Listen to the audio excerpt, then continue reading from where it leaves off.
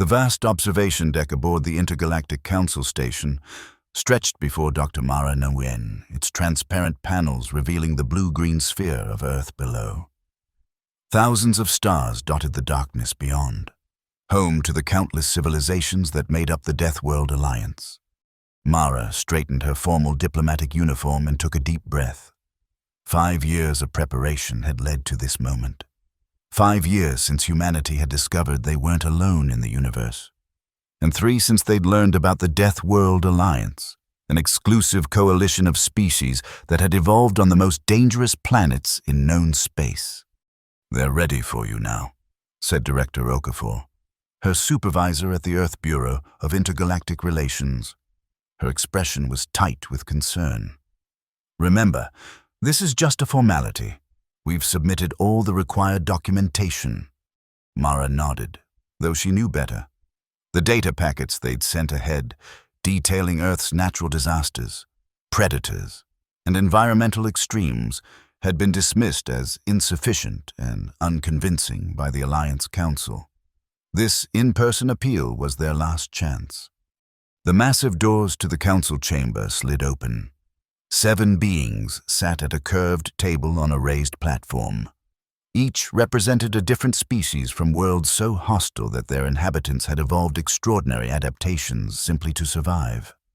Creatures with armored exoskeletons, poisonous appendages, multi-layered respiratory systems, and reinforced cellular structures observed her with compound eyes, sensory pits, and other exotic sensory organs. At the center sat Council Chair Markle, a towering entity with crystalline growths protruding from tough, chitinous skin. Evolutionary adaptations to the crushing gravity and silicon storms of his homeworld. His voice, translated through the neural interface at Mara's ear, sounded like grinding stones. "Dr. Mara Nguyen of Earth, we have reviewed your petition for Deathworld classification and subsequent Alliance membership." He paused, mandibles clicking in what Mara had learned was their equivalent of a dismissive sniff. "The Council finds your claims trivial." Mara had anticipated this, but the blunt rejection still stung. "With respect, Council Chair, Earth meets all documented criteria for classification. Our gravity is within the qualifying range. Our climate exhibits extreme variations. Our flora and fauna include numerous lethal species, specimens that barely register on our toxicity scales," interrupted another counselor, a serpentine being whose translucent skin revealed pulsing organs. "Your predators would be considered docile pets on Nexus 9. "Our atmospheric composition," Mara began again, "is remarkably stable and oxygen-rich," finished a third counselor, a being who appeared to be composed of interlocking plates that shifted as they spoke. "Hardly challenging." Chair Marxell raised a crystalline appendage. "We do not deny that Earth has inconveniences, but a true death world forges its inhabitants through constant existential threats. Your species shows insufficient evolutionary adaptations to qualify." Mara felt her face flush. "Respectfully, Council Chair, humans have succeeded precisely because our adaptations are behavioral and technological rather than physical. We've thrived despite our biological limitations." A ripple of something like amusement passed through the councillors. Chair Marxell leaned forward. "Bold claims require irrefutable evidence. The Alliance does not grant membership based on anecdotes." Director Okafor stepped forward. "Then allow us to demonstrate. Send observers to Earth. Let them witness firsthand what our world has to offer." The council chamber fell silent. Such a direct invitation was unprecedented. After a long moment, Chair Marxell responded. "Very well.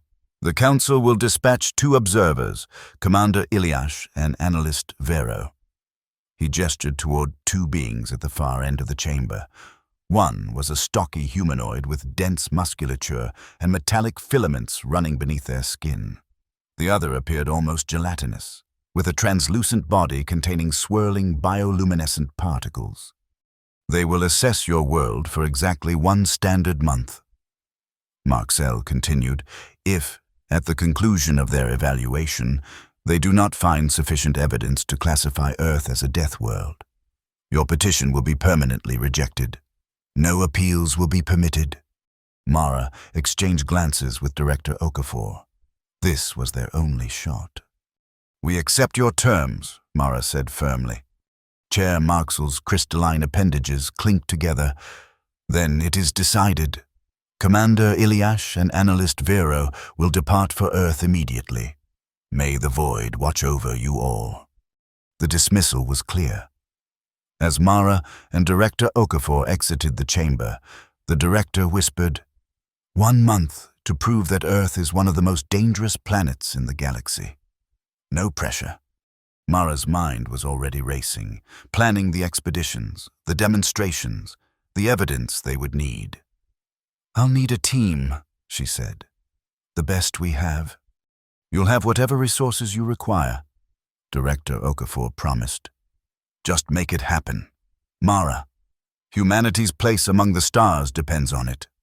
As their shuttle departed the station, Mara gazed down at Earth. Beautiful, deadly Earth, and felt the weight of billions of human lives resting on her shoulders. The irony wasn't lost on her. For the first time in history, humanity needed to prove that their home was a nightmare just to earn respect. Commander Iliash and Analyst Vero arrived on Earth the following day, their sleek diplomatic vessel landing at the Bureau's headquarters in Geneva. Mara was waiting on the tarmac as they disembarked, noting how they moved with cautious precision, their environmental suits sealed despite Earth's atmosphere being cleared for their species. Welcome to Earth, Mara greeted them. I'm Dr. Mara Nguyen, lead xenoanthropologist for the Bureau. I'll be your guide during your assessment. Commander Iliash, the muscular humanoid with metallic subcutaneous filaments, surveyed the landing area with obvious skepticism. These facilities appear remarkably orderly, they said, the translation coming through with an undercurrent of disappointment. Our most dangerous regions aren't located near population centers, Mara explained. That's by design. Convenient, noted Analyst Vero, their gelatinous form rippling slightly within their containment suit. The swirling particles inside them seemed to gather toward what Mara assumed was a sensory apparatus. We will require unfiltered access to your planet's most hostile environments. No staged demonstrations. Of course. Mara nodded. I've assembled a team of specialists to accompany us. They're waiting inside. She led the observers through the Bureau's headquarters to a conference room where 3 individuals were engaged in animated conversation. They fell silent as the door opened. Allow me to introduce your expedition team, Mara said. Captain Riko Tanaka, pilot extraordinaire with experience in extreme weather navigation. A compact woman with a shock of blue-tinted hair and a scar running along her jawline gave a casual salute. I've crashed on 6 continents and lived to tell about it, she said with a grin. Antarctica was my favorite. The ice preserves the wreckage beautifully. Dr. Lincoln Doc San, our wildlife biologist specializing in extreme ecosystems. A tall man with weathered skin and alert eyes nodded respectfully. Looking forward to showing you some creatures that would consider you both a light snack, he said. And Jax Alvarez, documentary filmmaker with a following of over 2 billion. The third team member, sporting an array of neural recording implants along their temples, gave a casual wave. I make danger look good, they said, and my viewers demand authenticity. If it's not real risk, they'll know. Commander Iliash's expression remained impassive. Entertainers and daredevils, they said flatly. We require scientific documentation, not spectacle. With respect, Commander, Mara replied. On Earth, those who best understand our world's dangers are often those who willingly face them. Captain Tanaka has survived conditions that have killed many others. Dr. San has catalogued species that have never been successfully contained. And Jax's work has more scientific citations than most academic researchers. Voluntary risk exposure, analyst Vero noted, particles swirling more rapidly. Fascinating but irrelevant to evolutionary pressure. I disagree, Mara said firmly. Humans have evolved to seek challenges, to test boundaries. It's central to our advancement. We shall see, Commander Ilyash replied. When do we begin? Mara activated the holographic display at the center of the table, showing a rotating globe that zoomed in on a location near the southern pole. Tomorrow, our first destination, the Antarctic methane vents. The transport vessel bucked violently as Captain Tanaka guided it through the howling Antarctic winds. Outside, a blizzard reduced visibility to near zero, ice particles pelting the reinforced viewport with machine gun regularity. This is considered severe even by Earth standards, Mara explained, noting how both Alliance observers were securely strapped into their seats, their biosigns indicating elevated stress responses despite their containment suits. The combination of extreme cold, unpredictable wind patterns, and geological instability makes this region particularly hostile. Many planets have storms in cold regions, Commander Ilyash noted, though Mara detected a slight strain in the translation. True, Dr. Sun replied, but Earth's polar regions have a unique feature. About 15 years ago, rising global temperatures began releasing ancient methane deposits trapped in the ice. These releases created what we call methane geysers, unpredictable eruptions that can reach temperatures of 400 degrees Celsius in an instant, surrounded by air that's negative 60. The temperature differential creates localized weather anomalies, Captain Tanaka added, making a sharp adjustment as the vessel dropped several meters in a sudden downdraft. Like the one we're flying through now. Jax Alvarez, neural recorders active and capturing everything, chimed in. The indigenous wildlife has begun adapting in fascinating ways. We're hoping to document some ice burrowers today. Analyst Vero's containment suit rippled as they turned toward Jax. Ice burrowers? Predatory organisms that evolved from deep-sea creatures, Dr. San explained. When the methane vents first appeared, they created new ecological niches. These creatures use the heat differentials to hunt, tunneling through solid ice at remarkable speeds. The vessel suddenly lurched to one side as Captain Tanaka executed a sharp turn. Speaking of which, she called back, we've got company, 3 o'clock. Through the swirling snow, Mara could make out sinuous shapes moving just beneath the ice surface, keeping pace with their vessel. Each was at least 20 meters long, with a heat signature that pulsed rhythmically. Perfect timing, Dr. San said, activating his scientific instruments. A hunting pack. They've sensed our engine heat. Is the vessel in danger? Commander Ilyash asked, their tone markedly more alert. Not immediately, Captain Tanaka replied, though her intense focus suggested otherwise. But we need to make our landing quickly. The pack is herding us away from our intended site. Herding us? Analyst Vero's particles swirled more rapidly. These creatures demonstrate coordinated hunting behaviors? Absolutely, Dr. Sun confirmed. They're highly intelligent social predators. They create heat differentials to drive prey toward thin ice. The vessel shuddered as Captain Tanaka pushed it into a steep descent. Hang on, I'm going to try to break their pattern. The next few minutes were a blur of violent maneuvers.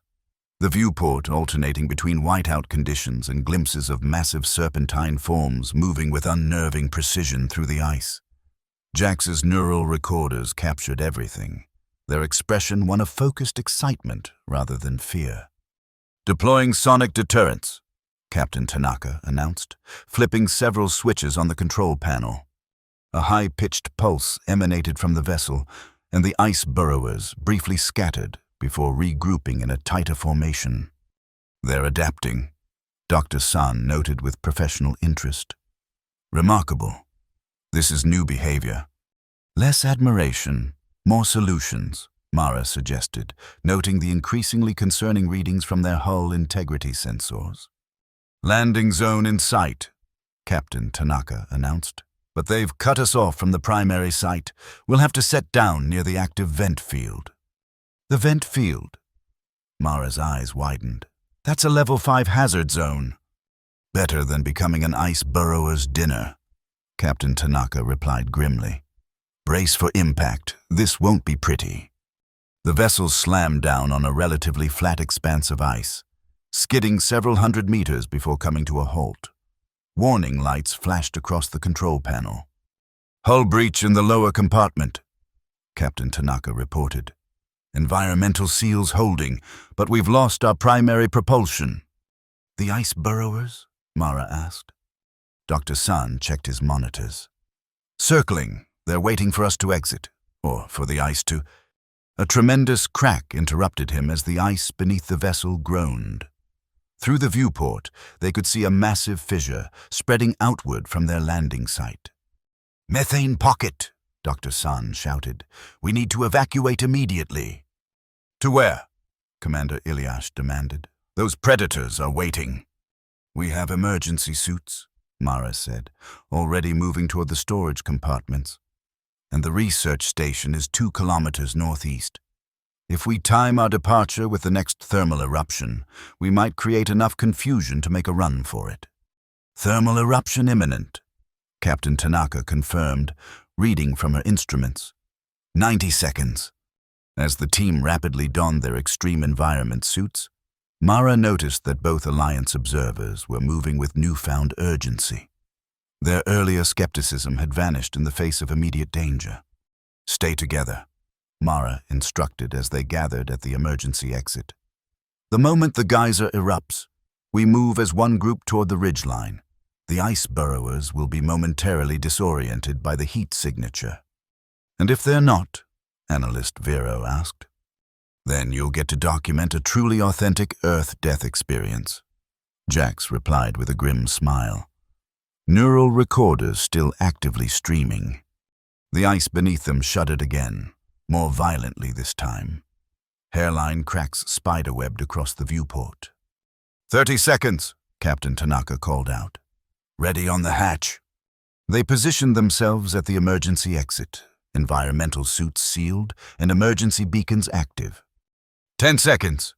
Mara met the eyes of Commander Ilyas through their respective visors. For the first time, she saw something other than dismissive skepticism there, a recognition of genuine threat. Now, the hatch blew outward as a massive plume of superheated methane erupted from the ice less than 50 meters away.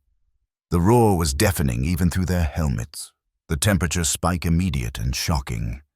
Go, go, go, Mara shouted, leading the group out into the maelstrom. They ran across the fractured ice, each step threatening to break through into the freezing water below. Behind them, the vessel creaked ominously as the ice continued to splinter. Ahead, through the swirling snow and steam, the ridge that would lead them to the research station loomed like a distant sanctuary. Mara's helmet sensors suddenly blared a proximity warning. Movement at 3 o'clock, she shouted. Don't stop! An ice burrower erupted from the surface 20 meters to their right, its massive jaws lined with thermal sensing organs. It twisted in the air, orienting toward their heat signatures before crashing back through the ice. It's flanking us, Dr. San called out. 2 more approaching from the north. The group altered course, veering away from the new threat, but the detour took them dangerously close to the still erupting methane geyser. The heat was overwhelming, their suit temperature regulators struggling to compensate. We can't go around them, Captain Tanaka shouted over the howling wind. We have to go through. She pulled a flare gun from her belt and fired it directly at the approaching ice burrower. The magnesium-bright flare struck the creature's sensory ridge, causing it to thrash in disorientation. Through the gap, now! They sprinted between the confused predator and its circling packmates, taking advantage of the momentary disruption. The ridge was closer now, perhaps 500 meters away. A violent tremor suddenly rippled through the ice field. Behind them, Their vessel disappeared as a section of the ice shelf collapsed into the water below. Ahead, new fissures opened with alarming speed. "The whole field is destabilizing," Dr. San shouted. "Run!" They abandoned all caution, sprinting full out toward the ridge. Jax, still recording, nearly fell when a crack opened beneath their feet, saved only by Commander Ilyash's lightning-fast reflexes as the Alliance observer grabbed their arm.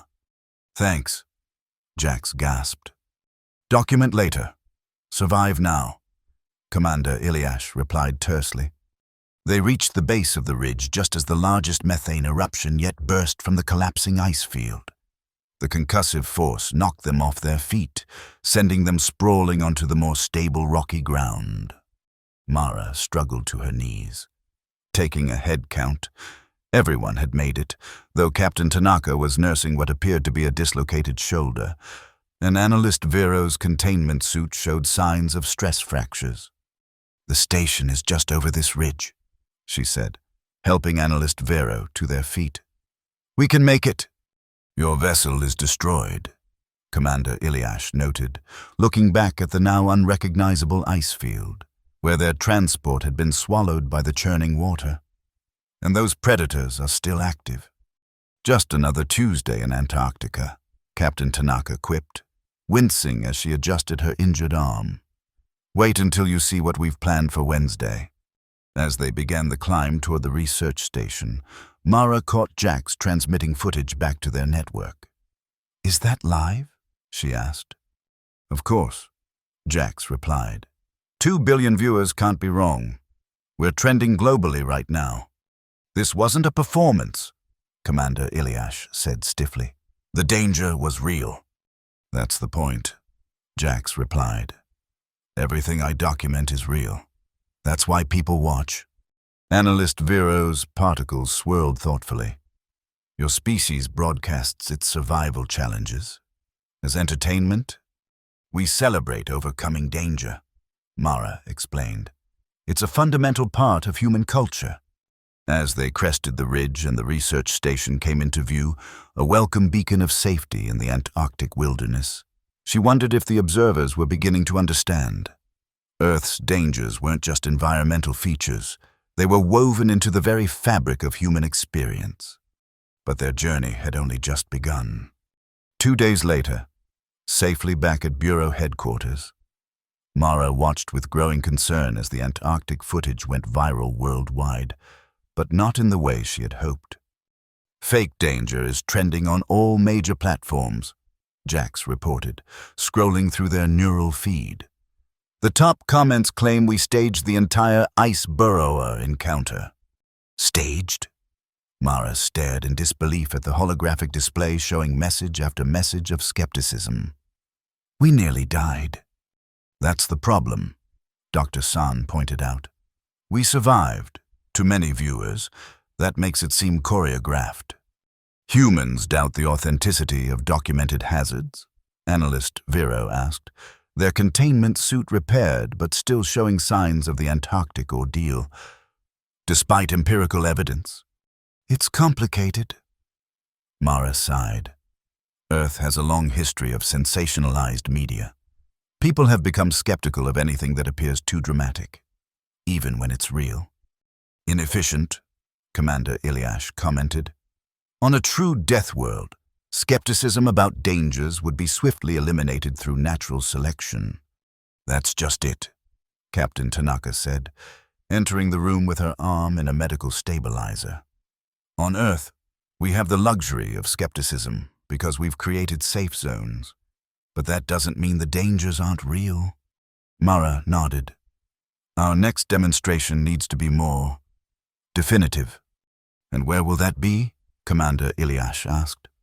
Mara activated the global hologram again, zooming in on a region of northern Africa. "The Saharan Electric Corridor." Even Jax looked surprised. "That's a restricted zone. Global Aviation Authority has designated it a no-fly area after what happened to that passenger transport last year." "Exactly," Mara said. "No one can claim we staged anything there. The electrical storms are well documented and have only intensified in recent years. Electrical storms exist on many worlds, Commander Ilyash noted, though with noticeably less dismissal than before. Not like these, Dr. San replied. Climate change has created unique atmospheric conditions over the Sahara. The storms there generate plasma tornadoes with enough electromagnetic energy to disable any technology within 50 kilometers. We lost an entire city to one in 2069, Captain Tanaka added grimly. Over 200,000 people. The area has been abandoned since... This caught the observer's attention. Your species abandoned viable territory due to environmental pressure, Analyst Vero asked, particles swirling with interest. We adapted, Mara corrected. We recognized a threat we couldn't overcome and adjusted accordingly. Yet you propose to take us directly into this threat.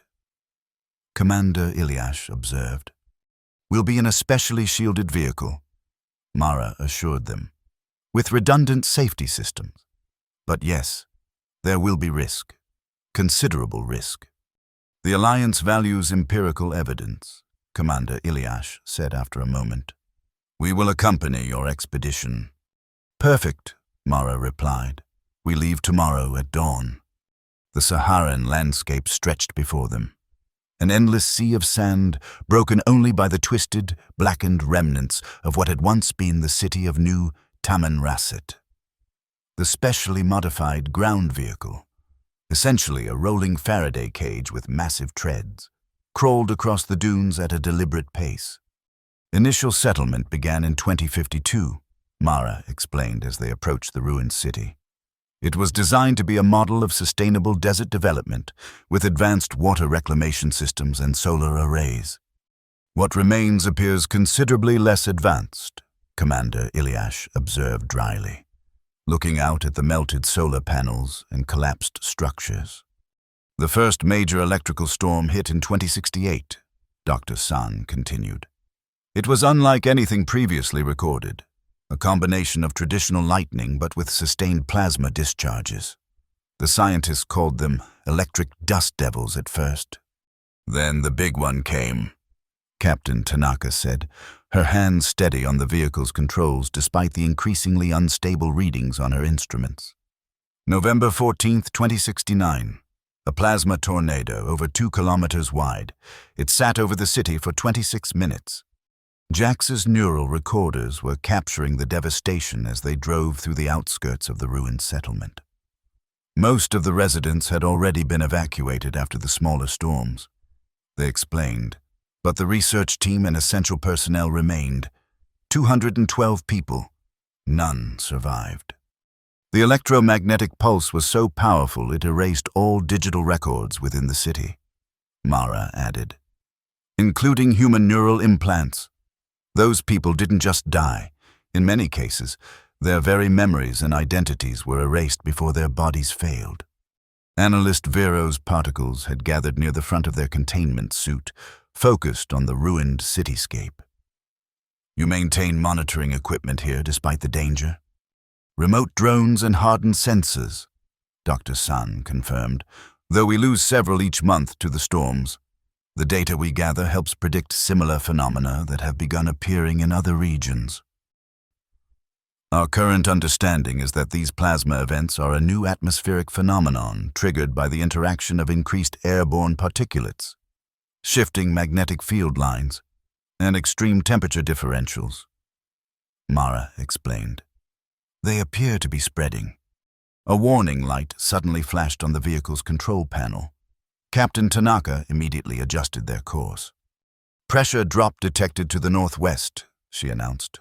Potential storm formation. How quickly do these events manifest? Commander Ilyash asked, their tone now notably concerned. From initial formation to full plasma tornado? As little as 7 minutes, Captain Tanaka replied. But we're tracking this one. We should be able to maintain a safe distance while still allowing for observation. Define safe distance, Commander Ilyash pressed. Close enough to feel the static electricity raising the hair on your arms, Captain Tanaka said with a grim smile. but far enough that our vehicle's shielding should protect us from the worst effects. Should, Analyst Vero echoed. Nothing is certain with these storms, Dr. San said. That's what makes them so dangerous. They crested a large dune, and suddenly the brewing storm came into view. What had appeared on sensors as a simple pressure differential was revealed as a churning mass of dark clouds shot through with constant electrical discharges. The horizon beneath it glowed with an unnatural blue-purple light. That's substantially larger than your briefing indicated, Commander Ilyash noted, an edge of something like alarm in their translated voice. It's growing faster than predicted, Captain Tanaka confirmed, quickly recalibrating their route. We need to adjust our observation position. As they watched, a tendril of glowing plasma reached down from the cloud mass, touching the desert floor and instantly vaporizing a swath of sand into glass. The tendril began to rotate, drawing more energy from the storm above. Plasma tornado forming, Dr. San reported, his instruments recording frantically. Energy readings are off the charts. Should we retreat to a safer distance? Mara asked, watching as the plasma tendril widened, its rotation accelerating. Negative, Captain Tanaka replied, scanning her instruments. There's another pressure system forming behind us. We're better off holding position and letting this one pass to our east. The vehicle shuddered as a powerful gust of electrically charged wind struck it broadside. Static electricity crawled across the reinforced windows, and the internal lights flickered despite the vehicle's substantial shielding. Energy levels increasing, Dr. San warned. The tornado is still growing. What had been a relatively narrow funnel was now a massive, rotating column of blue-purple plasma nearly a kilometer wide. Lightning constantly arced from its edges, striking the desert floor and turning vast patches of sand to glass. The roar was overwhelming, a constant crackling boom that vibrated through the vehicle's frame. This isn't following the predicted pattern, Captain Tanaka said, her expression now genuinely concerned. It should be moving eastward, but it's holding position and intensifying. Could it be attracted to our vehicle? Mara asked. We're the only metal object for kilometers. Possible, Dr. San conceded. These phenomena have demonstrated behavior that suggests rudimentary intelligence, or at least complex adaptive patterns. You're suggesting the storm is hunting us? Commander Ilyash asked incredulously. Not consciously, Dr. San clarified. But natural systems often follow paths of least resistance. We represent an electromagnetic anomaly in an otherwise uniform environment. Another, more violent shudder ran through the vehicle as a lightning bolt struck less than 100 meters away. Several non-essential systems went offline immediately. Primary shielding at 68%, Captain Tanaka reported. We need to move now. She engaged the vehicle's massive engines, and they began to pull away from their observation position. The storm, however, seemed to respond to their movement. The plasma tornado shifting course to track them. It's definitely following us, Jax observed, neural recorders capturing everything. This will make incredible footage, if we survive to transmit it, Captain Tanaka muttered, pushing the vehicle faster across the dunes. The plasma tornado accelerated, closing the distance with alarming speed. Lightning strikes hit closer and more frequently, each impact reducing their shielding further. Secondary electromagnetic pulse detected, Dr. San warned. Brace for impact. A wave of energy washed over the vehicle, and every system went dark simultaneously. They rolled to a stop in absolute silence, the only light coming from the advancing plasma tornado through the windows. Emergency restart, Captain Tanaka said tersely, flipping a series of manual switches beneath the control panel. Nothing happened. Backup systems unresponsive. We're dead in the water. How long until the tornado reaches us? Mara asked, mentally calculating their options. 3 minutes, maybe less, Dr. San replied, looking at his now useless instruments. Can we outrun it on foot? Commander Ilyash asked. Negative, Captain Tanaka said firmly. Even without the plasma itself, the electrical discharges would kill us within seconds of exiting the vehicle. Then we require an alternative solution, Commander Ilyash stated, with remarkable calm given the circumstances. Mara looked around the vehicle's interior, mind racing. The manual emergency beacon, she said suddenly. It's analog, completely shielded. If we activate it and launch it away from our position, we create a more attractive target for the electrical discharges. Dr. Sun finished, understanding immediately. It might divert the tornado, or it might do nothing, Captain Tanaka cautioned. But I don't have better ideas. Mara retrieved the emergency beacon from its hardened case, a simple device designed to be the last resort in exactly this type of situation. It contained a mechanical transmitter and a small rocket propulsion system, all analog technology specifically engineered to function in electromagnetic environments. We'll need to open the top hatch to launch it, she said. That will compromise our shielding. Briefly, Captain Tanaka agreed, but we're dead anyway if we do nothing. The plasma tornado was now less than a kilometer away, its roar so loud they had to shout to be heard. Through the vehicle's windows, they could see it clearly, a writhing column of electrical energy that scorched everything in its path. I'll do it, Mara decided, moving toward the ceiling hatch. Everyone else stay back from the opening. Wait, Commander Ilyash said, stepping forward. My species evolved in high radiation environments. I have greater resistance to electrical discharge than humans. I should perform this task. Mara hesitated, surprised by the offer. Are you certain? It is logical, Commander Ilyash replied simply. Maximize survival probability. With no time to argue, Mara handed over the beacon. Activate this switch, then launch it as far as possible away from our position, then close the hatch immediately. Commander Ilyash nodded, taking the device and positioning themselves beneath the hatch. Be prepared to restart vehicle systems the moment the tornado diverts. With surprising agility, the Alliance observer unlatched the hatch and pushed it open. A blast of superheated air rushed in, along with the deafening roar of the approaching plasma funnel. Static electricity instantly covered Commander Ilyash's environmental suit, but they moved with deliberate precision, activating the beacon and aiming it toward the horizon perpendicular to the tornado's approach. The beacon's rocket ignited, and it shot away from the vehicle, trailing a plume of chemical smoke. Commander Ilyash slammed the hatch closed just as a lightning bolt struck dangerously close to their position. Beacon away, they reported, their translator struggling with the electrical interference. Now we wait. For several tense seconds, nothing changed. The plasma tornado continued its inexorable approach, now less than 500 meters distant. The vehicle's metal skin creaked under the electrical stress, and the air inside grew noticeably warmer. It's not working, Jack said, still recording despite the dire circumstances. The beacon's not drawing it away. Wait, Dr. Sun pointed through the viewport. Look! The tornado's rotation had begun to wobble, its previously straight column developing a noticeable curve. As they watched, it slowly began to track toward the beacon's position, drawn by the powerful analog transmission. It's working, Captain Tanaka exclaimed, already working to manually restart the vehicle's systems.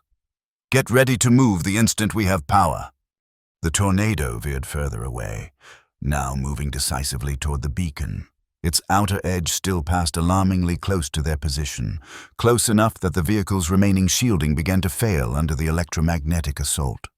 Warning lights that had been dark suddenly flashed back to life as systems rebooted sporadically. Partial power restored, Captain Tanaka announced, engaging the engine. Hang on. The vehicle lurched forward, treads digging into the glass-fused sand as they accelerated away from the tornado's path. Behind them, the plasma funnel had reached the beacon's position and seemed to hover there. lightning strikes concentrating on the small device. "We need to put more distance between us before it resumes its previous course," Dr. San urged. "That beacon won't hold its attention for long." Captain Tanaka pushed the damaged vehicle to its limits, guiding them toward a region of higher ground where the electromagnetic readings were historically lower. Every system warning possible was flashing on her control panel, but she ignored them, focused solely on escape. They had covered perhaps 3 kilometers when a blinding flash lit up the desert behind them. The shockwave hit moments later, rocking the vehicle violently. "What was that?" Mara demanded, picking herself up from the floor where the impact had thrown her. "Beacon overload," Dr. San hypothesized, checking the external sensors. The electrical energy concentration must have exceeded its capacity. "Is the tornado dissipating?" Jax asked, angling their neural recorders toward the rear viewport. "Negative," Captain Tanaka replied grimly. "It's reforming and accelerating toward us again." The plasma funnel had indeed reconstituted itself after the beacon's destruction and was now spinning faster, growing in size as it pursued them with uncanny precision. "We can't outrun it in this damaged state," Captain Tanaka assessed. "We need a new plan." Mara looked at the topographical display, searching for options. "There," she said, pointing to a distinctive feature ahead. "The glass canyons from the 2069 event. The electrical properties of the fused sand might disrupt the tornado's formation." "Oh, concentrate it," Dr. San cautioned. "We don't have enough data on how these phenomena interact with vitrified terrain."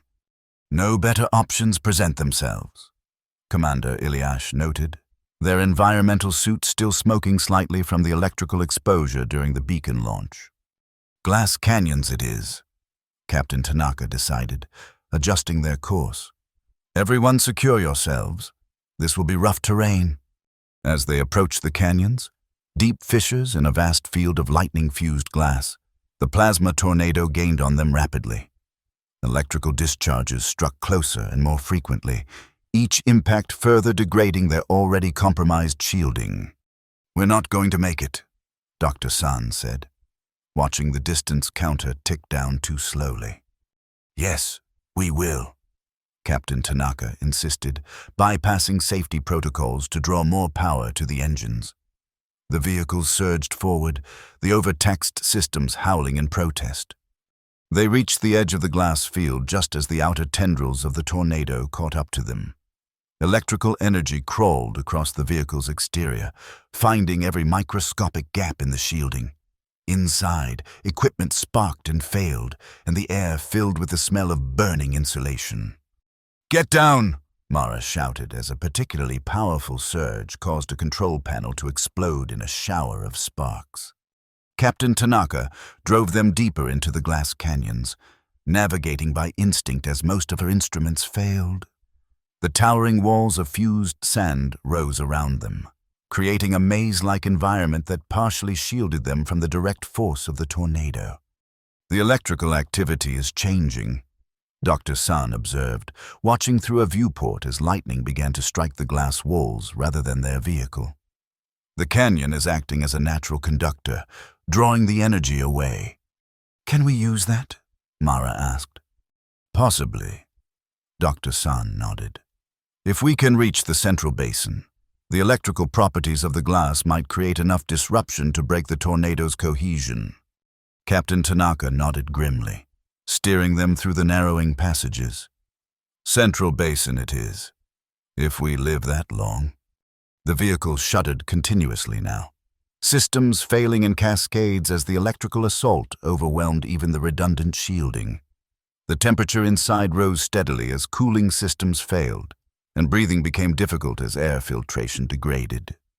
"How much further?" Analyst Vero asked, their containment suit showing signs of serious stress from the electrical environment. "Less than a kilometer," Captain Tanaka replied, voice hoarse from the superheated air. "But the passage narrows ahead. It will be tight." Indeed, the glass canyon walls were closing in, forcing them to slow as Captain Tanaka navigated with increasing precision. The plasma tornado, unable to maintain its full cohesion in the convoluted terrain, had broken into smaller whirling funnels that danced along the canyon tops, still hunting them with disturbing persistence. "There," Dr. San pointed ahead. "The central basin." Through the narrowing passage, they could see an open area where multiple glass canyons converged. The floor of the basin was a perfect circle of smooth, mirror-like glass, ground zero for the massive discharge that had destroyed New Tamanrasset. "Almost there," Captain Tanaka encouraged, pushing the failing vehicle forward. "Just a little further." They were less than 100 meters from the basin when disaster struck. A section of glass wall, weakened by the constant electrical bombardment, suddenly collapsed directly in their path. Captain Tanaka swerved to avoid it, but the maneuver sent them skidding into the opposite wall. The impact was jarring, cracking one of the reinforced viewports and bringing them to a complete stop. "Engine failure," Captain Tanaka reported, frantically working the controls. "We're dead in the water. We need to continue on foot," Mara decided, looking at the basin so tantalizingly close ahead. The central area's electrical properties might still protect us. "On foot? In that?" Jax pointed up, where the fragmented plasma funnels were beginning to reconverge directly above their position. "We have no alternative," Commander Ilyash stated, already moving toward the emergency exit. "Remaining here ensures our destruction." "Environmental suits at full ceiling," Mara instructed, checking her own suit's integrity. "Stay together, move quickly, and don't stop for anything." They exited the crippled vehicle into a maelstrom of electrical activity. The air itself seemed to burn around them, charged particles creating a blue-purple haze that distorted vision. The heat was intense even through their protective gear, and every metal component on their suits immediately began to attract small lightning strikes. "Move!" Mara shouted, leading them toward the basin. They ran through the narrow canyon, electrical discharges striking all around them. Jack stumbled when a bolt hit particularly close, their neural recorders going offline instantly. Dr. San helped them up, and they continued forward, suits gradually failing under the electrical assault. The plasma funnels fully reconverged above them just as they reached the edge of the central basin, forming a massive rotating vortex that filled the entire sky from canyon rim to canyon rim. The electrical energy was so intense that the air itself began to ionize, creating a surreal landscape of shifting colors and constant, deafening thunder. "Across the basin," Dr. San shouted over the din. "The central point showed the lowest electrical activity in our surveys." They sprinted across the perfectly smooth glass surface, heading for the precise center of the circular depression.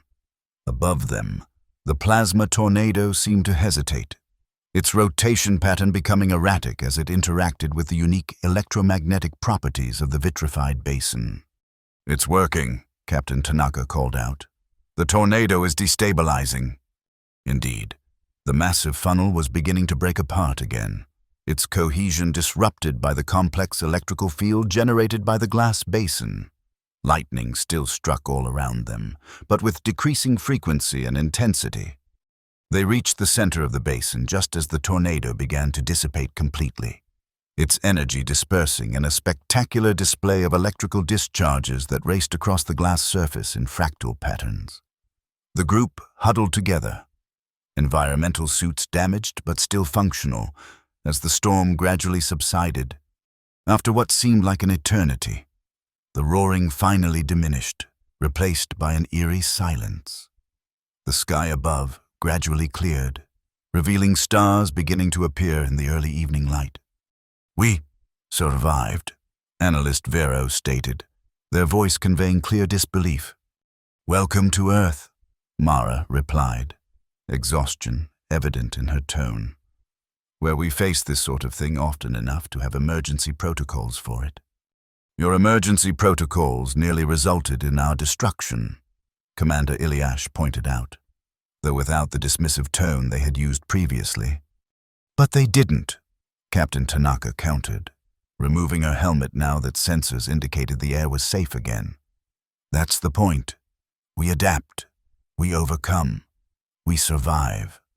And then we go looking for the next challenge, Jax added, checking their neural recorders to see what footage had been salvaged.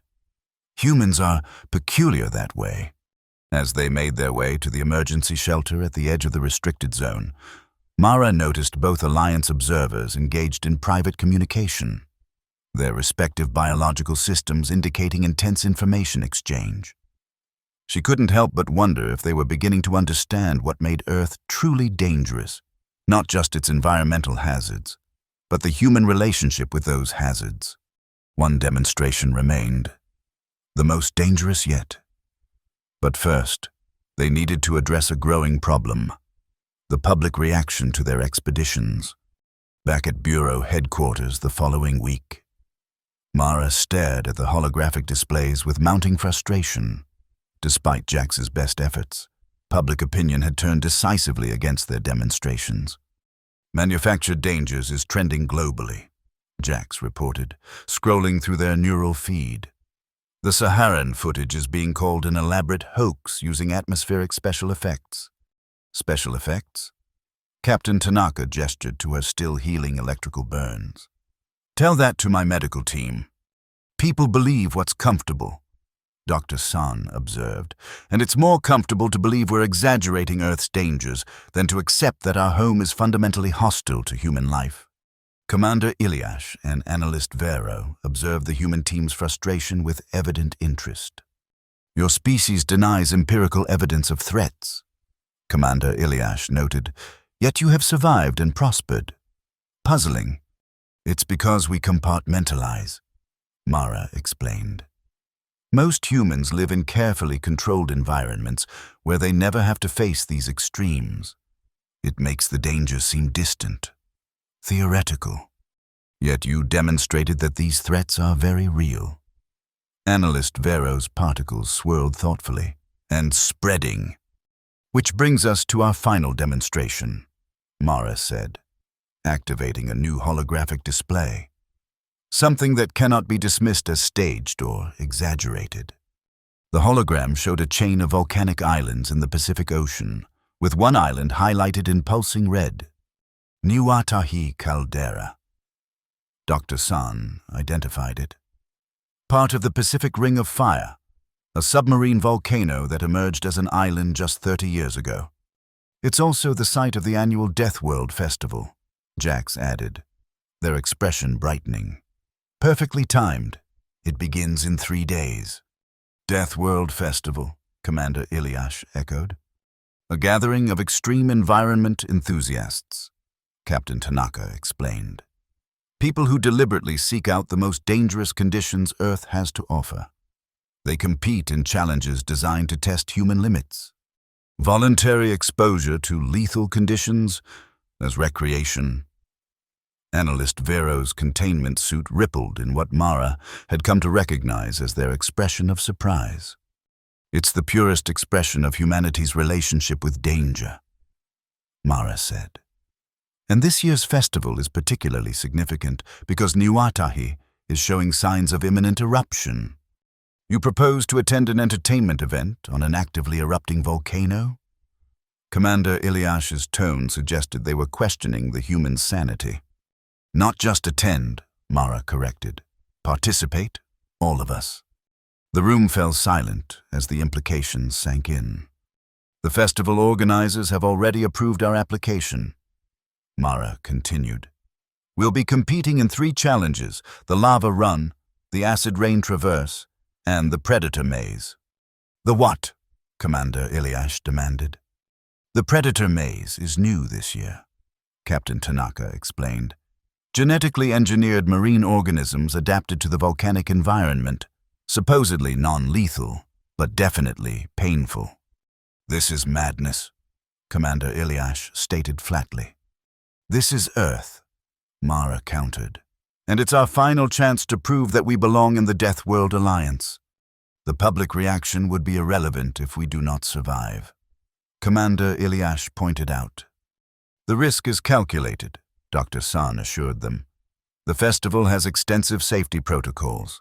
There have been only 7 deaths in its 15-year history. Only 7. Analyst Vero's particles swirled rapidly. You find this acceptable? For context, more people die taking selfies each year.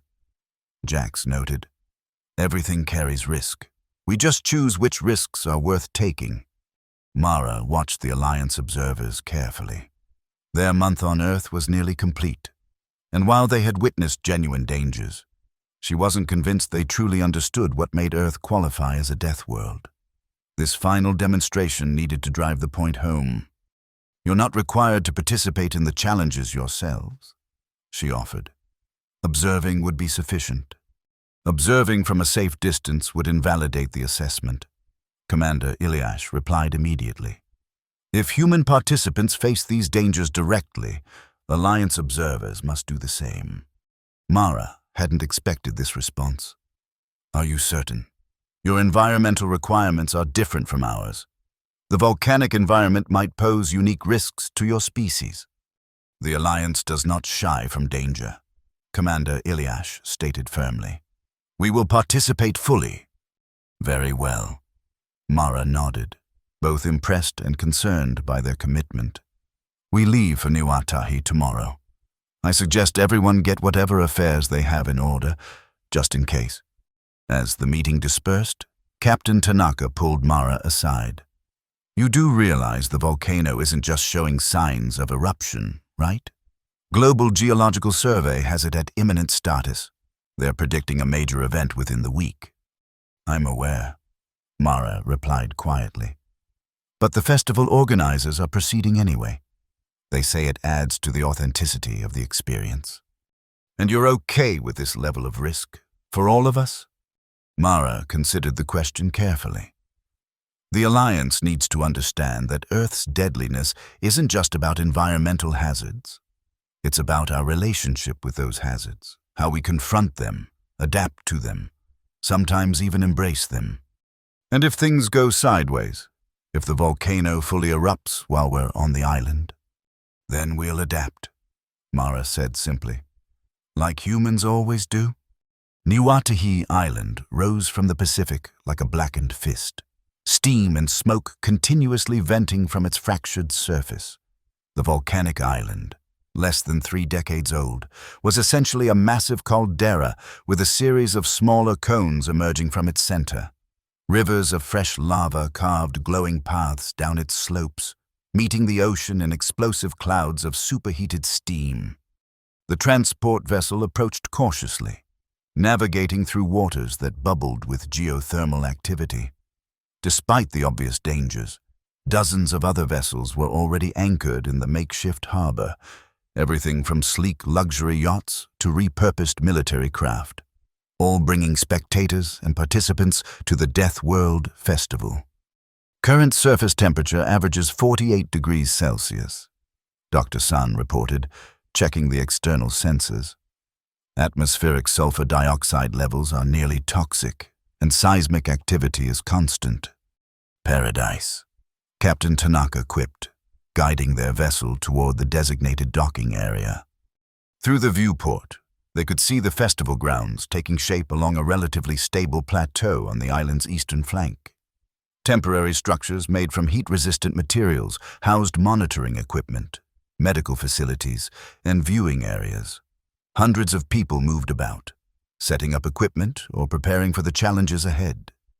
Your species voluntarily gathers on an actively erupting volcano, Commander Iliash observed, watching the activity with evident bewilderment. For entertainment. Not just entertainment, Mara corrected. For the challenge, the opportunity to test ourselves against the most extreme conditions our world can produce. And if you fail these tests, Analyst Vero asked. Then we learn from the failure, Mara replied. Or we don't survive to learn anything. That's the point, real stakes. As they docked and disembarked, the full sensory assault of Niwatahi hit them immediately. The heat was oppressive, the air acrid with volcanic gases, and the ground trembled continuously beneath their feet. Both Alliance observers activated additional protective measures in their environmental suits, while the humans donned specialized gear designed for volcanic conditions. "Welcome to Deathworld Festival." An enthusiastic woman in flame-resistant coveralls greeted them at the registration area. "You must be the Bureau team. We've got you set up for all 3 premier challenges." She glanced at Commander Iliash and Analyst Vero with obvious curiosity. "These must be the extraterrestrial observers we've heard about." "Excellent. The audience will love this." "Audience?" Commander Iliash questioned. 2 billion live viewers, and counting," Jax confirmed, checking their neural feed. "The controversy has only increased public interest. We're the most watched event globally right now." "This way to orientation," their guide continued, leading them toward a large structure near the edge of the plateau. "The first challenge begins in 3 hours, the lava run." Inside the orientation building, hundreds of participants were receiving final briefings on the challenges ahead. Holographic displays showed the 3 course layouts, each more daunting than the last. "The lava run is straightforward," their guide explained, highlighting a winding path that crossed multiple active lava flows. "Competitors must navigate from the starting point to the finish line while the path actively changes due to new lava breakouts. Standard heat-resistant suits are provided, but they only protect against ambient temperature, not direct contact with lava." "And if someone falls in?" Commander Iliash asked. "Then they fail rather permanently," the guide replied with surprising cheer. "But we haven't lost anyone to the lava run in 3 years. Our monitoring systems are quite advanced." "The acid rain traverse?" Mara prompted, moving the briefing along. "One of our signature events," the guide said proudly, highlighting a section of the Caldera Rim.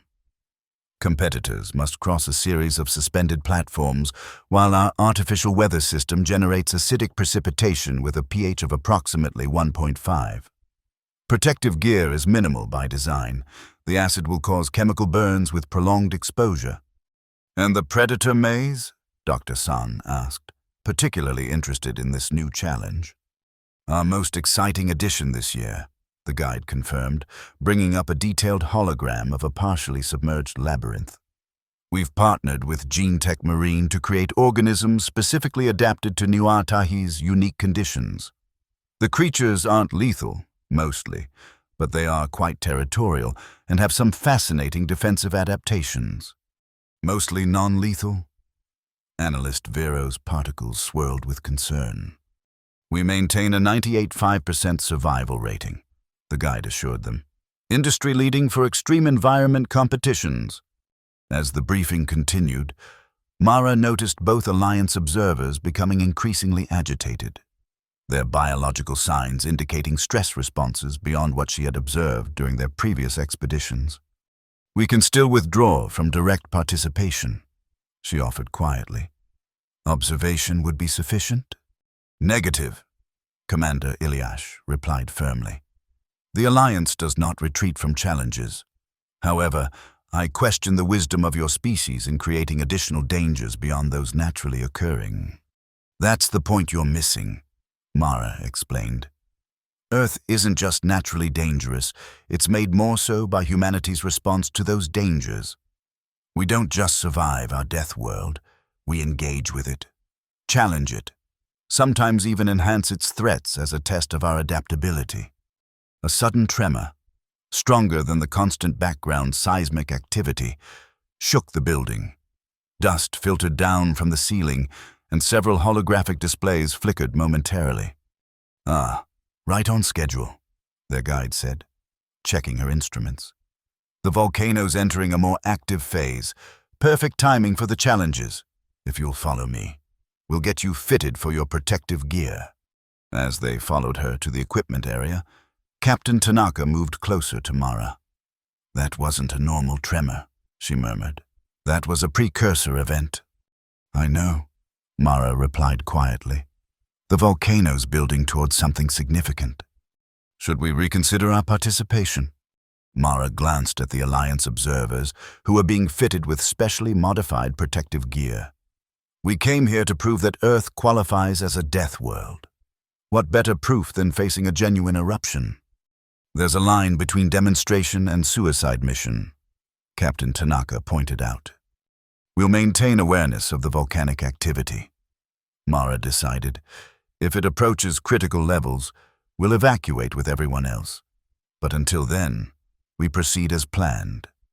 The first challenge, the lava run, began precisely on schedule. Despite the increasing frequency of seismic tremors, from the starting platform, Mara could see the course stretching before them, a winding path across the volcano's lower slopes, crossing multiple active lava flows via narrow bridges and heat-resistant platforms. Already, the route was changing as new breakouts of lava emerged from fissures in the ground. "Competitors ready," the announcer's voice boomed across the area. "Remember, the route will evolve throughout the challenge. Adaptation is key to survival." Beside her, Commander Ilyash surveyed the course with what Mara now recognized as their species' expression of grim determination. "Your protective gear seems inadequate for these conditions," they observed. "That's intentional," Mara explained. "The challenge isn't just to complete the course, but to do so while managing the heat stress on your body. If the gear were fully protective, there would be no real test." Before Commander Ilyash could respond, the starting signal blared and the competitors surged forward onto the course. Immediately, the difference between casual participants and experienced extremophiles became apparent. Some rushed ahead recklessly, while others, including Captain Tanaka and Dr. San, moved with careful precision, constantly assessing the changing conditions. Mara kept pace with the Alliance observers, noting that despite their alien physiology, both were adapting surprisingly well to the extreme heat and toxic atmosphere. Ahead, the first lava crossing loomed, a narrow bridge over a sluggishly flowing river of molten rock that radiated heat so intense it was visible as rippling distortion in the air. "Single file. Move steadily," Mara instructed as they approached. "The bridge materials will begin to degrade after approximately 30 seconds of exposure." Commander Ilyash went first, moving with careful deliberation across the bridge. Analyst Vero followed, their containment suit showing signs of stress from the extreme conditions but holding integrity. Mara crossed last, wincing as the heat penetrated her protective gear, raising blisters on exposed skin despite the precautions. They had just cleared the first crossing when a violent tremor shook the entire slope. Competitors stumbled and fell, some dangerously close to lava flows. Behind them, the bridge they had just crossed collapsed into the molten river below. "Course change," the announcer's voice declared with inappropriate enthusiasm. "All competitors reroute to emergency path Alpha." "This way," Captain Tanaka called out, already adjusting their trajectory toward a series of platforms higher on the slope. They scrambled upward, the ground increasingly unstable beneath their feet. Around them, other competitors were either following similar paths or retreating back toward the starting area. Jax's neural recorders captured everything, broadcasting the escalating danger to billions of viewers worldwide. "The volcanic activity is increasing beyond predicted levels," Dr. San reported, checking the portable monitoring device strapped to his wrist. "This isn't part of the planned challenge." A sudden roar drew their attention upward, where one of the secondary cones was now erupting violently, spewing ash and volcanic bombs high into the air. The projectiles began raining down around them, forcing the group to take cover beneath an overhanging rock formation. "Festival safety protocols should be initiating an evacuation," Mara said, watching as the falling debris ignited small fires across the landscape.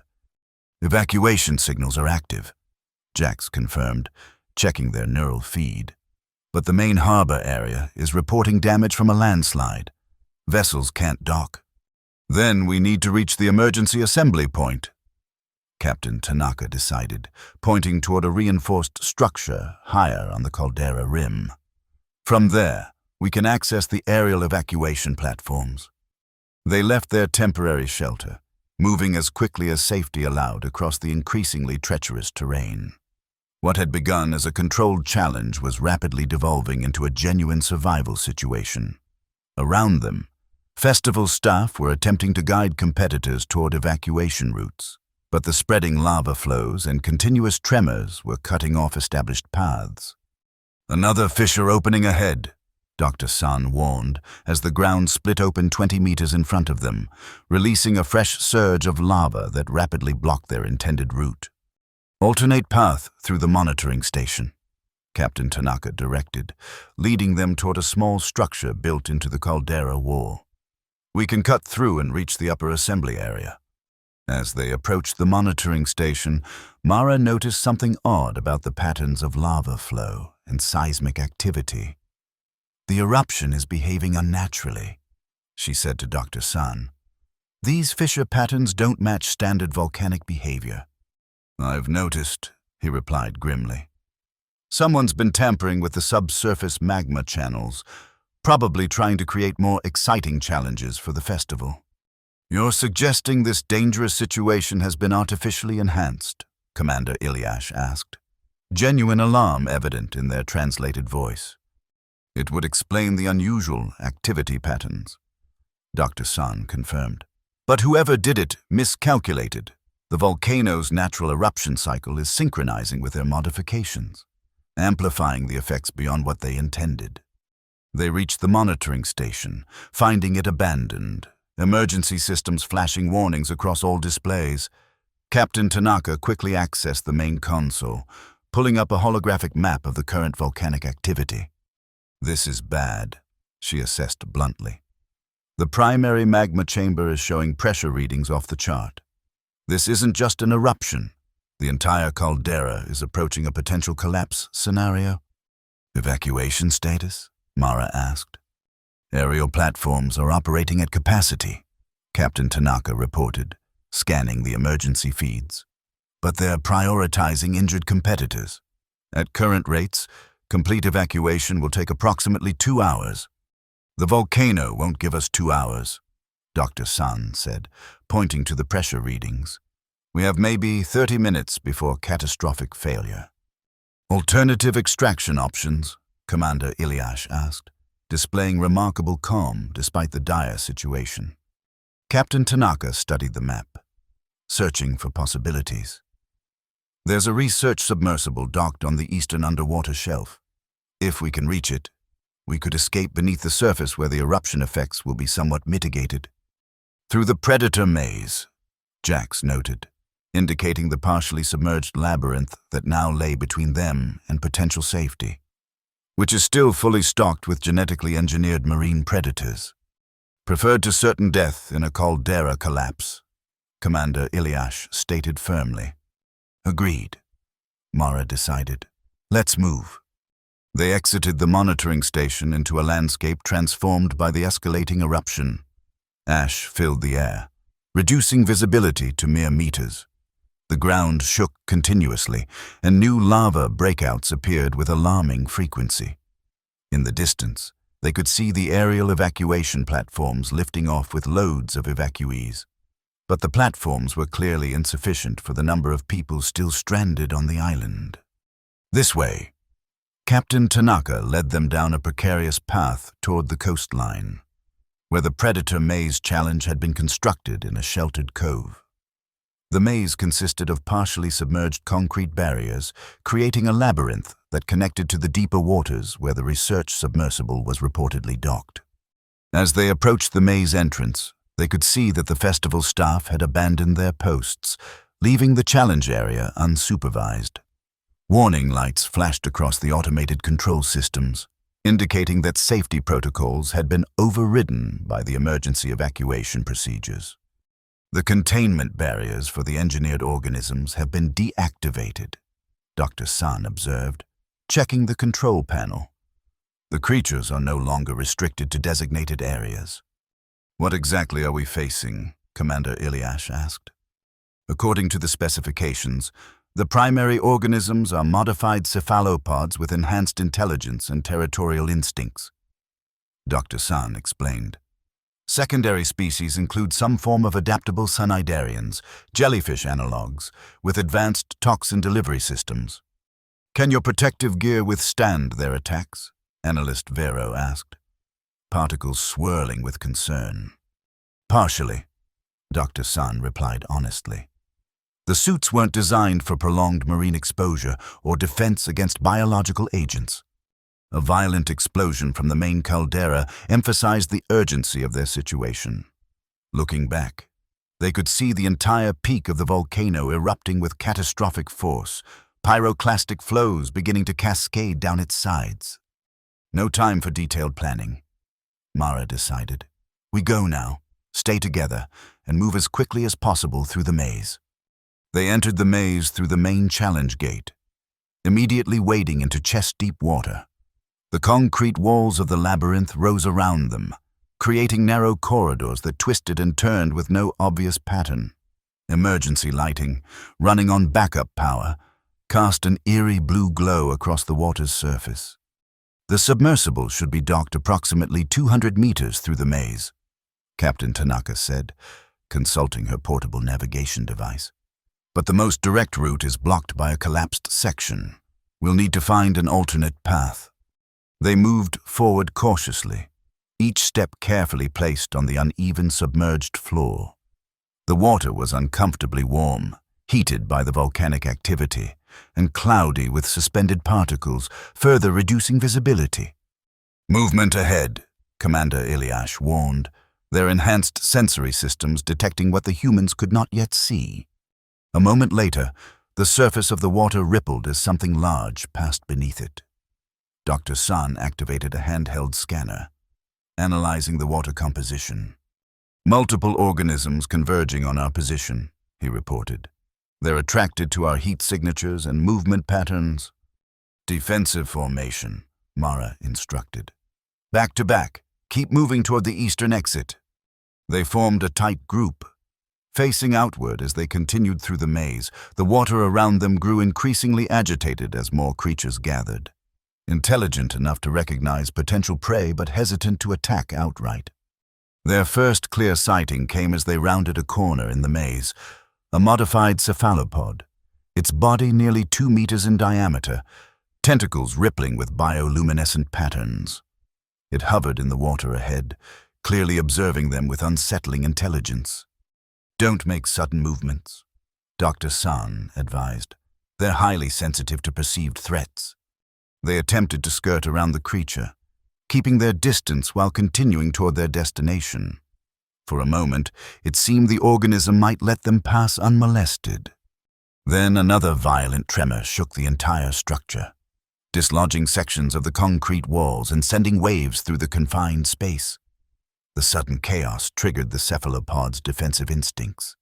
It surged forward, tentacles extended toward the nearest target, Analyst Vero.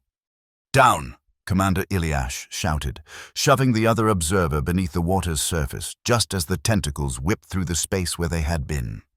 The creature's missed attack threw it off balance, allowing Captain Tanaka to deploy a compressed air deterrent, standard equipment for the original challenge. The blast of bubbles disoriented the cephalopod momentarily, giving the group a chance to push past it into the next section of the maze. That was just one, Dr. Sun warned as they regrouped. The scanner shows at least a dozen more larger specimens in the water ahead, plus numerous smaller organisms. We don't have time to navigate around them all, Mara said, feeling another tremor vibrate through the structure. The volcano's approaching critical failure.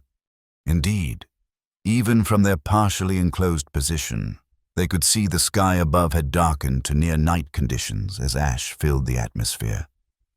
Occasional flashes of volcanic lightning illuminated the clouds, and the continuous roar of the eruption was punctuated by explosive blasts as new vents opened across the caldera. Alternative approach, Commander Ilyash suggested. The creatures respond to perceived threats. If we create a sufficient threat display, they might avoid direct confrontation. What did you have in mind? Mara asked. In response, Commander Ilyash activated a feature of their environmental suit that Mara hadn't seen before. The metallic filaments beneath their skin began to glow with increasing intensity, creating an electromagnetic field that distorted the water around them. Many predatory species are sensitive to electromagnetic disruption, they explained. It simulates a larger, more dangerous organism.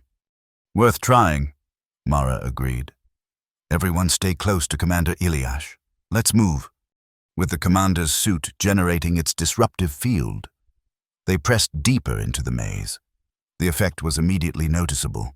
The genetically engineered creatures maintained their distance, observing but not approaching directly. They made more rapid progress, navigating the labyrinth's twisting corridors with increasing confidence. Their path abruptly ended at a massive concrete collapse where a section of the maze wall had given way, blocking the corridor completely.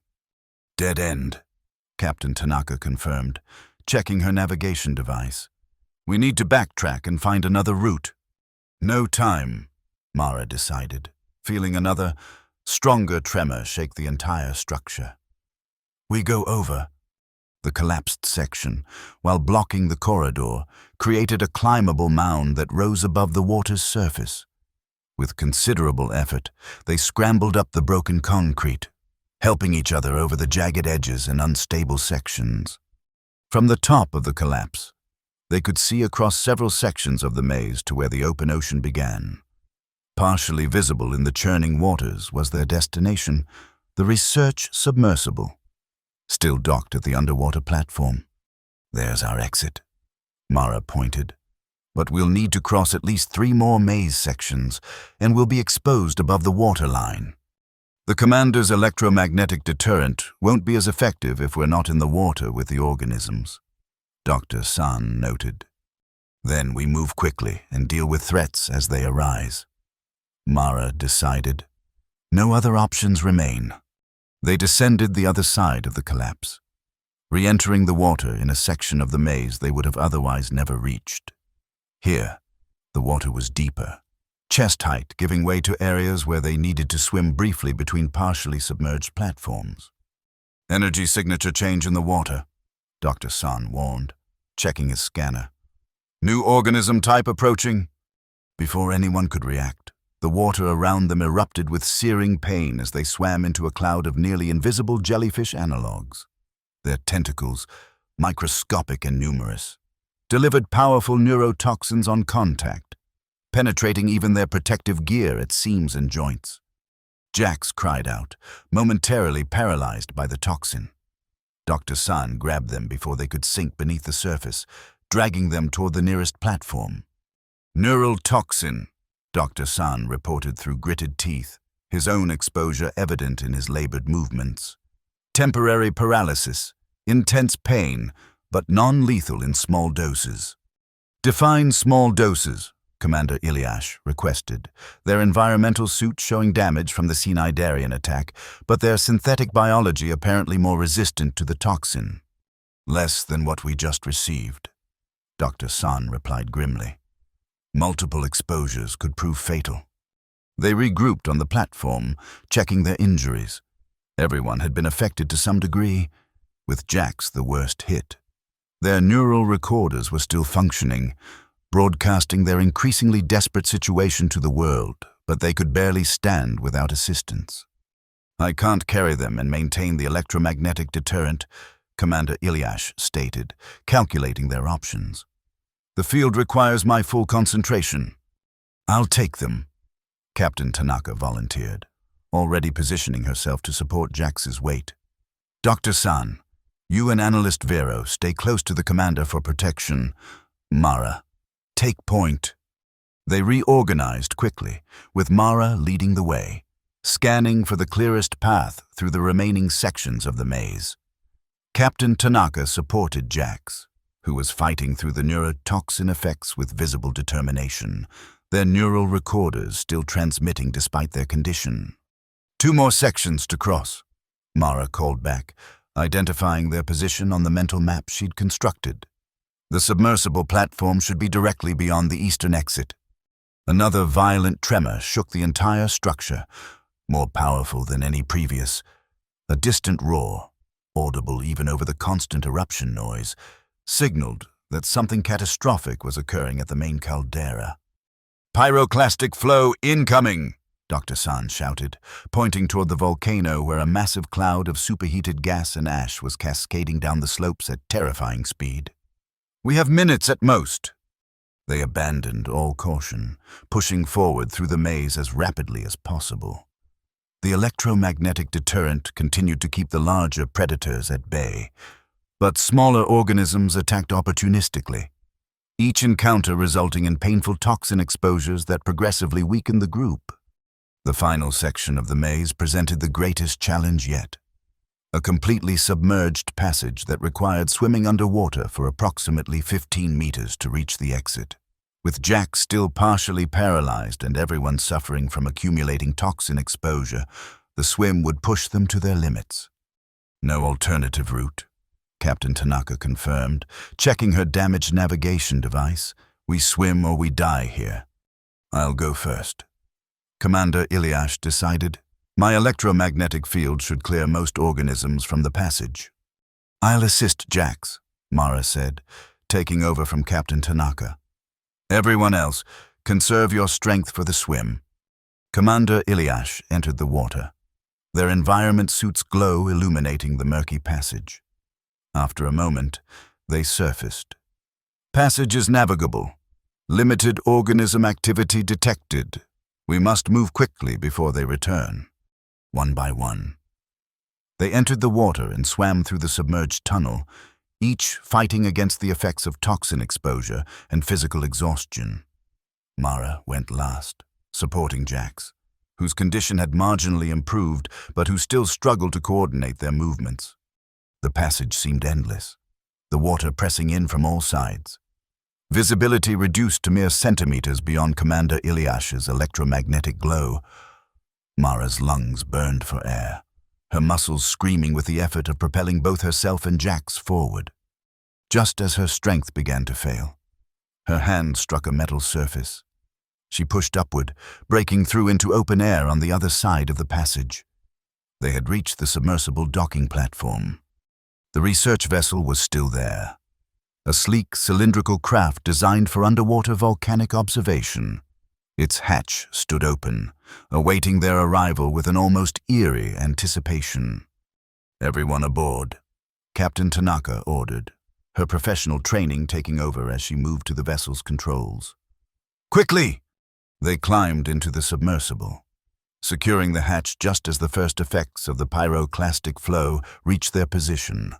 Through the vessel's external cameras, they watched in horror as superheated gas and ash engulfed the maze structure they had just escaped, melting concrete and instantly boiling the water in the shallower sections. "Disengaging docking clamps," Captain Tanaka announced, her hands flying over the unfamiliar controls. "Emergency dive protocol initiated." The submersible shuddered as it released from the platform, immediately beginning a rapid descent into the depths.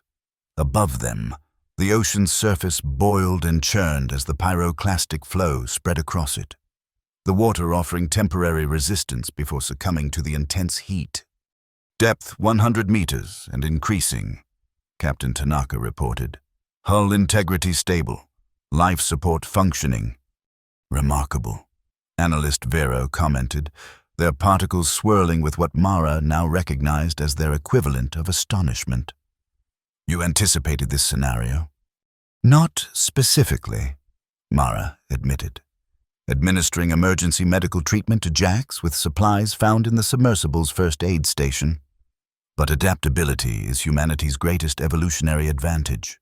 We plan for contingencies, create escape routes, prepare for worst-case scenarios, while simultaneously creating additional dangers for entertainment," Commander Ilyash observed, though their tone held more curiosity than criticism now. "Precisely," Mara agreed. "We recognize the dangers of our world, and instead of merely defending against them, we engage with them, study them, sometimes even amplify them to better understand our own capabilities and limitations." Through the submersible's external cameras, they watched as Nuatahi Island essentially destroyed itself.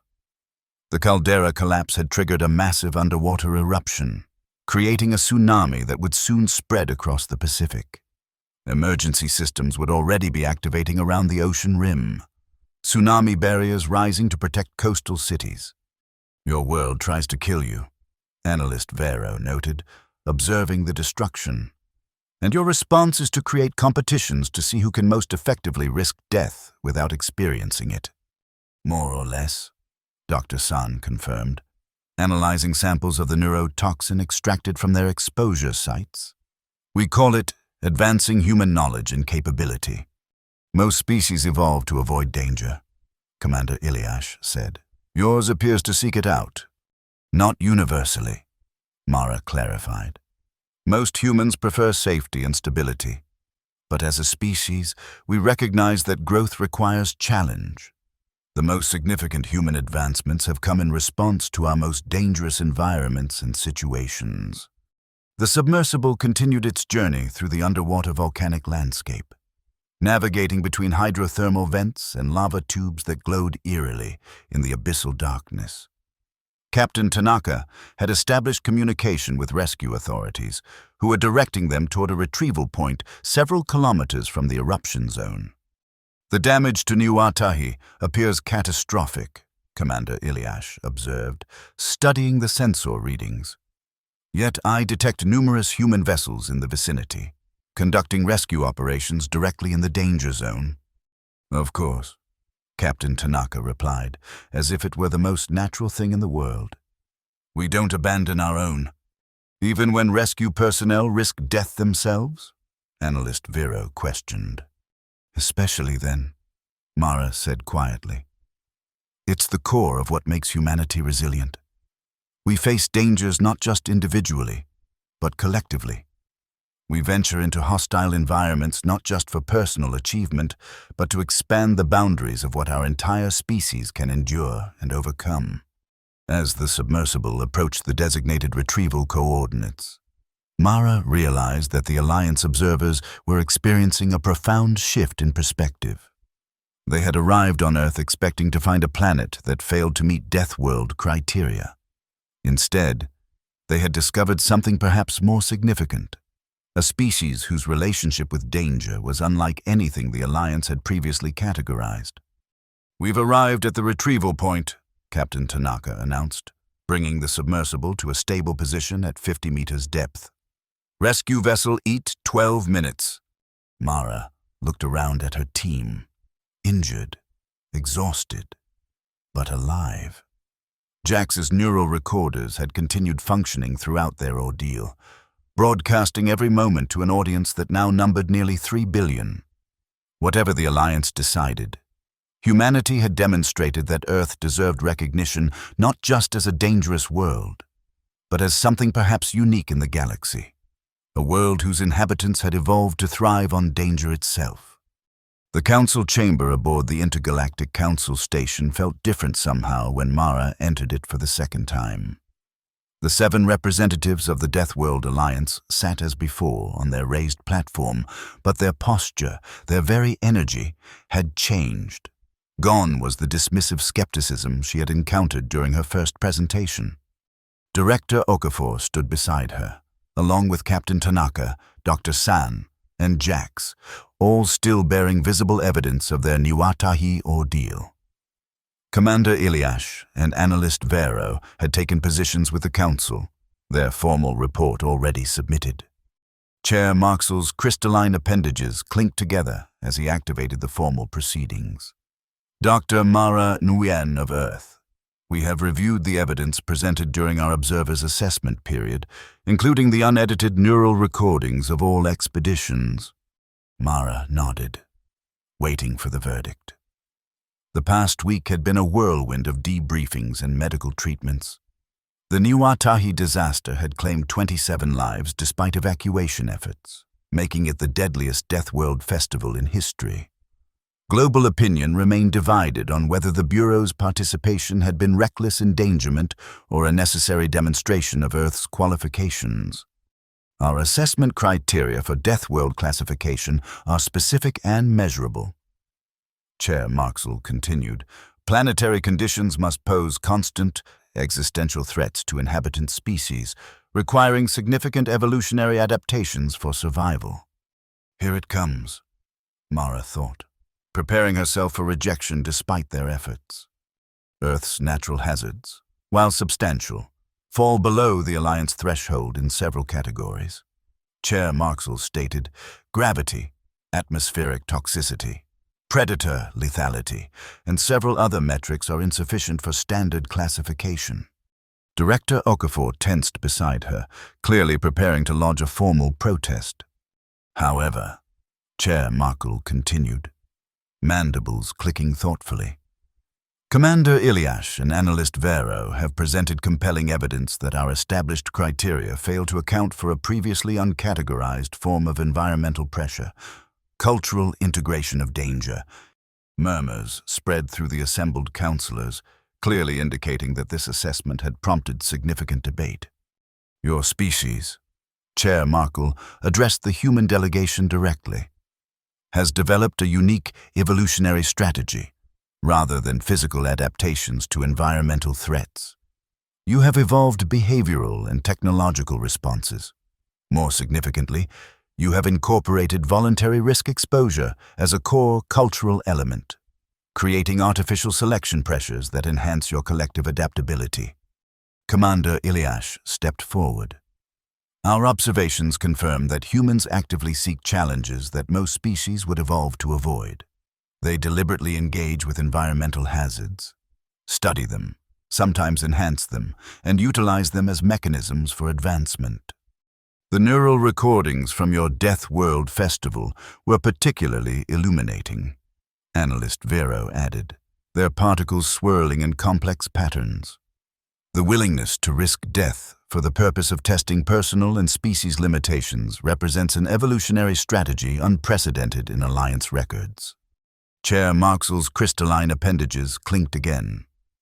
After considerable deliberation, the Council has determined that Earth represents a previously unclassified category. We hereby designate your world as the first recognized Chaos World, a planet whose primary evolutionary pressure comes not from consistent environmental lethality, but from the unpredictable interaction between natural hazards and inhabitant response. Mara exchanged glances with her team, uncertain how to interpret this ruling. And our petition for Alliance membership is provisionally approved, Chair Marxell announced. Earth will be granted observer status within the Alliance for a standard evaluation period of 5 cycles. During this time, both humanity and the Alliance will assess compatibility and mutual benefit. Relief and pride washed through Mara in equal measure. Not full membership, but a foot in the door, an opportunity to prove that humanity belonged among the stars. The Council acknowledges, Chair Marxell continued, that our understanding of evolutionary pressure and planetary classification requires expansion. Earth's unique characteristics have prompted a re-evaluation of our fundamental assumptions about what constitutes a challenging environment and how species adapt to such challenges. Commander Iliash approached Mara directly.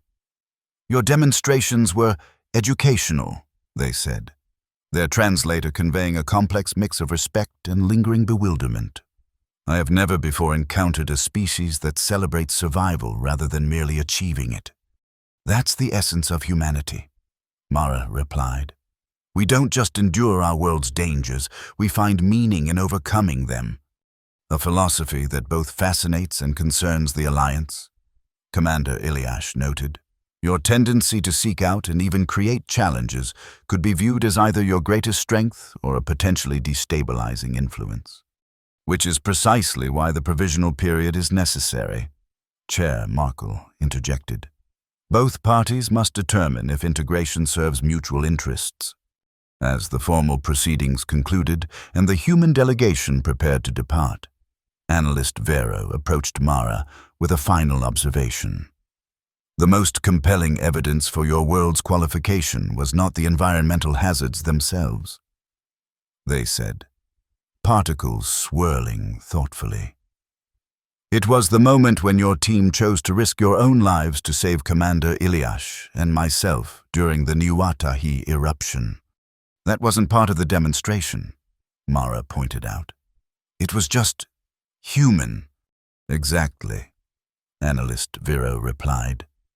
On a true death world, species evolve toward individual survival at all costs. Your evolutionary path has somehow selected for collective risk-sharing and voluntary danger exposure on behalf of others. This represents a paradox that the Alliance has never before encountered. As they departed the council chamber, Director Okafor squeezed Mara's shoulder. Provisional membership isn't what we hoped for, but it's a start. The Chaos World classification is actually rather fitting, don't you think? Mara nodded, looking out through the station's viewport at Earth below. Beautiful, deadly, chaotic Earth. It captures something essential about us. We don't just survive our world, we challenge it, reshape it, sometimes even make it more dangerous just to test our limits. And nearly get ourselves killed in the process, Captain Tanaka added wryly, her injuries from Nuatahi still healing. Worth it, though, Jax declared, their neural implants already composing the narrative of humanity's conditional acceptance into the Alliance. 3 billion viewers can't be wrong. As their shuttle departed the station for the return journey to Earth, Mara reflected on everything they had experienced and demonstrated. The Alliance had expected to find a planet that failed to qualify as sufficiently deadly.